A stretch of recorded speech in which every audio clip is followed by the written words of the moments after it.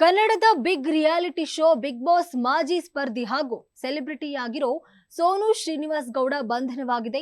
ಸೋನು ಶ್ರೀನಿವಾಸ್ ಗೌಡ ಒಂದು ಮಗುವನ್ನ ದತ್ತು ಪಡೆದ ಬಗ್ಗೆ ಸೋಷಿಯಲ್ ಮೀಡಿಯಾದಲ್ಲಿ ಹಾಕಿಕೊಂಡಿದ್ರು. ಆದರೆ ಮಗುವನ್ನ ಅಕ್ರಮವಾಗಿ ದತ್ತು ಪಡೆದಿರುವ ಎಂಬ ಆರೋಪ ಬಂದ ಹಿನ್ನೆಲೆಯಲ್ಲಿ ಬಂಧಿಸಲಾಗಿದೆ ಎಂದು ಮಕ್ಕಳ ರಕ್ಷಣಾ ನಿರ್ದೇಶನಾಲಯ ಕಾನೂನು ಪರಿವೀಕ್ಷಣಾಧಿಕಾರಿ ಗೀತಾ ತಿಳಿಸಿದ್ದಾರೆ.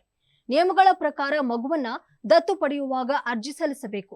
ಆದ್ರೆ ಸೋನು ಗೌಡ ಅರ್ಜಿ ಸಲ್ಲಿಸಿರಲಿಲ್ಲ. ಮಗುವನ್ನ ಹೊರಗಡೆ ತೋರಿಸುವಂತಿಲ್ಲ ಮತ್ತು ಕುಟುಂಬದವರ ಮಾಹಿತಿಯನ್ನ ಬಹಿರಂಗಪಡಿಸುವಂತಿಲ್ಲ. ಆದ್ರೆ ಲೈವ್ ಮಾಡುವ ಮೂಲಕ ಈ ವಿಚಾರವನ್ನ ಬಹಿರಂಗಪಡಿಸಲಾಗಿದೆ ಎಂದಿದ್ದಾರೆ. ಇವಾಗ ನಾವು ಸ್ಟಾರ್ಟ್ ಮಾಡ್ತಿದ್ದೀವಿ. ಫಸ್ಟ್ ಟೈಮ್ ಅಲ್ಲ, ಖುಷಿ ಆಗ್ತಿದೆ. ನಂಗೆ ಯಾವಾಗಲೂ ಬರೋದ್ರಿಂದ